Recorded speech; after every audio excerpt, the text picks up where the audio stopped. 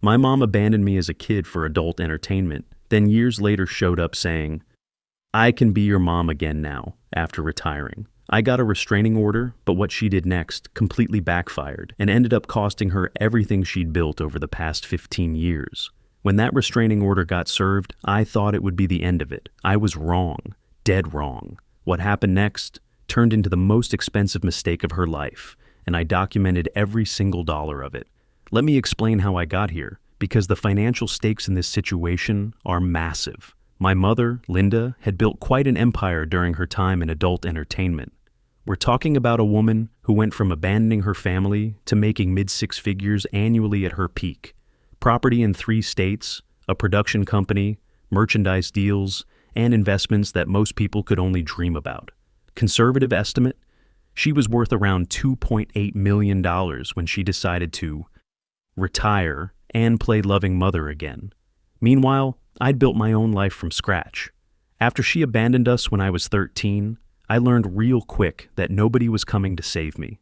My dad, who was 52 at the time, did his best but was struggling with his own depression after the divorce. My younger brother Jake was only 11 and needed more attention than I did. I stepped up, got a job at 16, and basically raised myself through high school. Joined the Army at 18, used every benefit they offered, got my degree in cybersecurity, and landed a solid job making $95,000 annually by age 27. Not millionaire money, but stable. More importantly, I'd learned to document everything and think strategically about protecting myself. When Linda first started reaching out last year through Facebook messages, she'd found me by searching my full name and cross-referencing with my high school graduation photos that were still public on my old friends' profiles. I didn't engage emotionally. Instead, I started building a paper trail. Every message, every gift, every attempt at contact got documented with timestamps, screenshots, and detailed notes. I created spreadsheets tracking every interaction, every expense she was causing me, and every boundary violation. My therapist, Dr. Martinez, whom I'd been seeing for 3 years to deal with abandonment issues, had taught me that documentation is power, and I was about to put that lesson to work. The gifts she was sending weren't just annoying, they were expensive, and showed she'd been researching my life extensively. She somehow found my current address through a combination of public record searches and social media detective work. My brother Jake had posted a photo from my housewarming party 2 years ago that showed my house number in the background. I itemized everything she sent. $300 hiking gear that matched my Instagram posts about weekend trails, $200 worth of chocolates in flavors I'd mentioned liking as a kid, designer clothes that cost at least $150 per item, but were all the wrong sizes because she was guessing based on old photos, flowers for $75 when my cat died, information she could only have gotten by monitoring my social media posts. In 3 months, she'd spent over $1,200 trying to buy her way back into my life. I photographed everything, kept receipts, and logged it all in a detailed spreadsheet with dates, estimated costs, and how she could have obtained the personal information that led to each gift. But here's where my strategic thinking kicked in. I wasn't just dealing with a desperate mother. I was dealing with someone who had built a business on her image and reputation, someone who had a lot to lose if things went public in the wrong way. I consulted with an attorney, Patricia Chen, who specialized in harassment and restraining orders. Cost me $300 for the consultation, but it was worth every penny. She explained that in our state, violation of a restraining order wasn't just a slap on the wrist. It could lead to criminal charges, fines up to $10,000, and up to a year in jail. More importantly, for someone like Linda, it would create a public record that could be easily found by anyone doing a background check. The restraining order got served on a Tuesday in March. By Thursday night, she'd violated it. She showed up at my house at p.m. I know the exact time because my Ring doorbell system recorded everything. She was screaming about how I was destroying the family and how ungrateful I was after everything she'd sacrificed.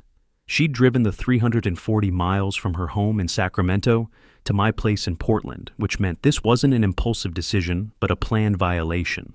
I didn't open the door, but I did something better. I recorded every word through my Ring doorbell system, called the police from my bedroom while she continued screaming on my front porch. I watched from my upstairs window as they arrested her for violating a restraining order exactly 23 minutes after I'd called 911. Here's where it gets interesting and where my strategic preparation really paid off. While she was sitting in Multnomah County Jail for 48 hours before making the $5,000 bail, I did some research. Turns out, Linda had been working hard to rebrand herself as a life coach and empowerment speaker since retiring from adult entertainment 8 months earlier. She had a new website, social media presence under the name Linda Transformation, and was even negotiating a book deal about transformation and family healing. The advance for that book? $45,000, with the contract requiring her to maintain what the publisher called a positive public image and avoid any criminal legal issues that could damage the book's marketability. But criminal charges for stalking and restraining order violations don't exactly fit the empowerment guru brand she was trying to build. I hired a private investigator, Marcus Rodriguez, who charged $125 per hour and spent 20 hours over 2 weeks digging deeper into her current business ventures. Cost me $500, but the information was gold. She wasn't just living off past earnings. She was actively trying to build new income streams that depended entirely on her reputation. Speaking engagements at women's empowerment conferences paying $5,000 per event. Online courses called Reclaim Your Power, selling for $997 each with 847 students enrolled. And that book deal that required her to maintain a positive public image, according to the contract terms my PI managed to uncover through his contacts in the publishing industry. When her lawyer, David Kim, from a mid-tier Sacramento firm, contacted my attorney trying to get the charges dropped in exchange for Linda agreeing to stay away permanently, I made it clear through Patricia that I wasn't interested in deals. Every violation would be prosecuted to the fullest extent of the law. Every boundary crossed would be documented and reported. I wasn't going to be the understanding victim who enables bad behavior. 3 weeks after her arrest, things escalated again. Apparently, Linda thought she could use her family connections to pressure me into dropping everything. Her sister Carol, who lived in Seattle, started calling my workplace at CyberSec Solutions, trying to get me in trouble by claiming I was harassing Linda and ruining her recovery. Carol had gotten my work number by calling the main line and asking for me by name. Her mother, my grandmother Ruth, sent certified letters to my apartment complex management trying to get me evicted for causing family drama that reflects poorly on the community.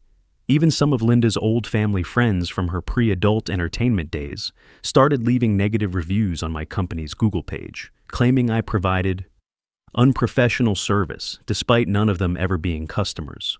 What they didn't realize is that I'd prepared for exactly this scenario. 2 weeks before the restraining order was even served, I'd already spoken with my HR director, Jennifer Walsh, about the situation. I provided her with copies of all my documentation, including the timeline of harassment and my therapist's letter, confirming the impact on my mental health and work performance. When Carol called trying to cause problems, Jennifer already knew the full story and shut it down immediately. She even went so far as to send Carol a cease and desist letter from the company's legal department. The apartment complex management, Riverside Properties, had copies of all the legal documents and knew that Linda was legally prohibited from contacting me or coming near my home. I'd given them a courtesy heads up and copies of the restraining order the day after it was served.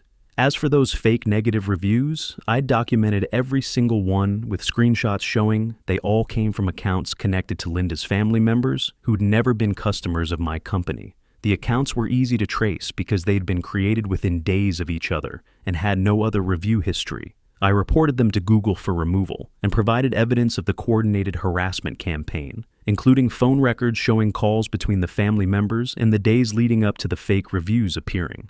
But here's where Linda's desperation really started costing her money.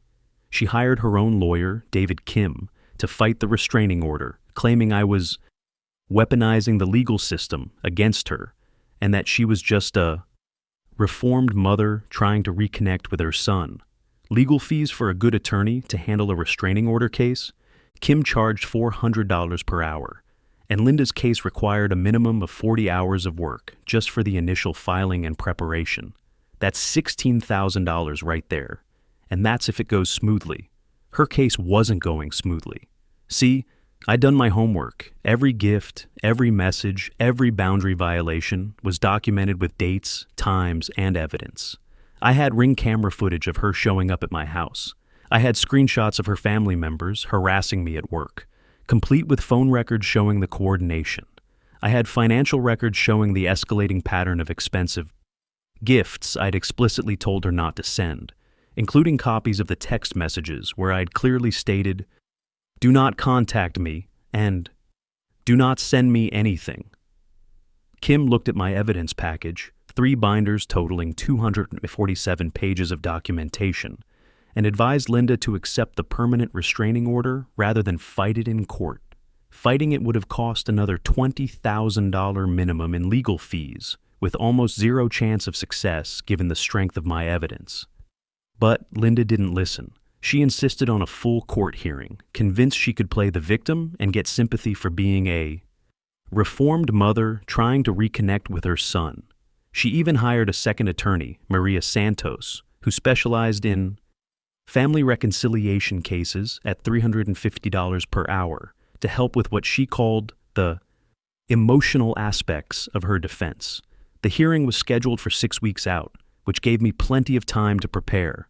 I spent those 6 weeks building the most comprehensive evidence package you've ever seen.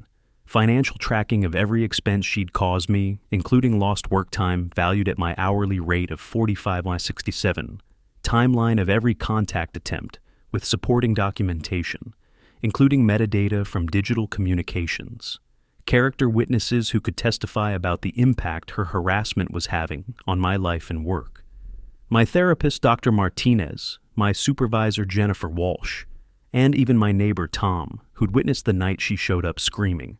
Even social media posts where she'd been talking about our reconciliation as if it was something we'd both agreed to, including posts on her Linda Transformation Facebook page where she mentioned healing family relationships and bringing my son home. The day of the hearing, which took place on a Tuesday morning in Multnomah County Circuit Court, I showed up with 3 binders of evidence and Patricia Chen, who specialized in these cases and had a 94% success rate in restraining order hearings. Linda showed up with both David Kim and Maria Santos, plus a $500 per hour attorney named Robert Hayes, who apparently specialized in reputation management cases. She had an attitude that this was all just a misunderstanding that could be resolved with the right emotional appeal. Judge Patricia Morrison took one look at my evidence, particularly the Ring camera footage of Linda screaming on my porch and the documented pattern of escalating harassment over 8 months. She not only made the restraining order permanent, but also ordered Linda to pay my legal fees. Total was $8,500, which covered Patricia's fees plus court costs and the time I'd lost from work attending hearings. But that was just the beginning of her financial problems.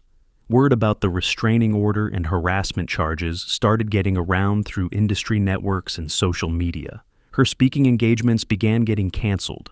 3 conferences worth $15,000 total canceled her appearances within 2 weeks of the court hearing. The book publisher, Empowerment Press, put her contract on hold pending resolution of legal issues, effectively freezing her $45,000 advance. Her online course sales dropped by 70% after someone posted about the court case in her Facebook group, and 312 students requested refunds totaling $31,164. 3 months after the court hearing, I got a call at work from someone claiming to be her business manager, a woman named Sandra Phillips, who said she was helping Linda navigate this difficult situation. Sandra asked if I'd be willing to meet and work out some kind of reconciliation for the sake of Linda's career, suggesting that my forgiveness could be part of Linda's redemption story for her book. I told Sandra the same thing I'd told everyone else. Linda made her choices, and now she gets to live with the consequences. I wasn't interested in helping her rebuild what she'd destroyed through her own actions, and any further contact from her or her representatives would be reported as harassment. 6 months later, I found out through my brother Jake, who had maintained limited contact with Linda despite supporting my decision to cut her off, that Linda had been forced to sell her house in Sacramento. The 3,200 square foot home she'd bought for $485,000 in 2019 sold for $510,000. But after realtor fees, legal costs, and paying off the remaining mortgage, she netted only $89,000. The legal fees, lost income, and ongoing court costs had drained her savings faster than she'd anticipated. The book deal got permanently canceled when Empowerment Press decided she was too much of a liability, and they demanded return of the $22,000 she'd already received from her advance. Jake, who had initially tried to play peacekeeper between us, finally admitted that Linda had asked him to approach me about making this all go away in exchange for her agreeing to no contact and a written apology. She'd even offered to pay me $10,000 as compensation for the stress if I would agree to a public reconciliation that she could use for her business. Jake seemed shocked when I told him that ship had sailed the moment she decided to violate a restraining order instead of respecting my boundaries. The total financial damage to Linda from her decision to harass me instead of accepting my no, conservative estimate is around $180,000 in lost income, legal fees, and property losses. That breaks down to $35,000 in legal fees for 3 different attorneys, $46,000 in lost speaking engagements and course refunds, $45,000 in book advance clawback, $31,000 in net loss on forced house sale, and approximately $23,000 in other business losses, including website redesign costs and reputation management consulting. And that's not counting the ongoing impact to her earning potential from having a public record of stalking and harassment that shows up on the first page of Google results when anyone searches her name.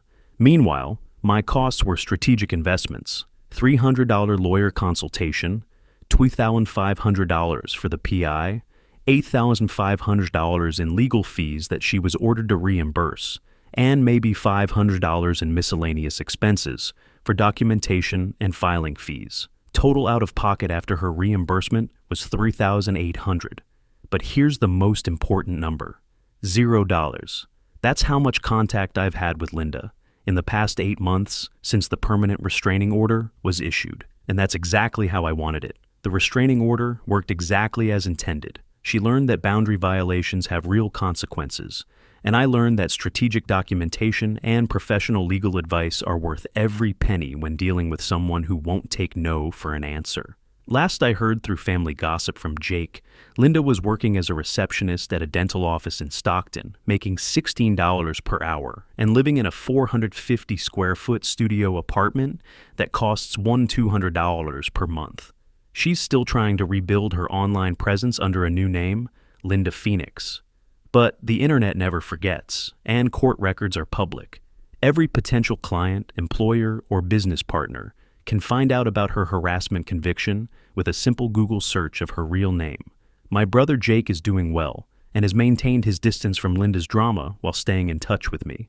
We have dinner every few weeks, and he's never once suggested I should reconsider my position. My father, now 59, has been completely supportive of my decision and has even said he's proud of how I handled the situation.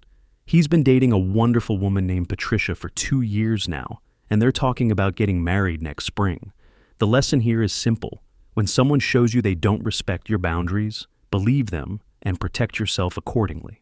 Don't try to manage their emotions or preserve their reputation at the expense of your own peace and safety. Document everything, consult professionals, and let the legal system do what it's designed to do.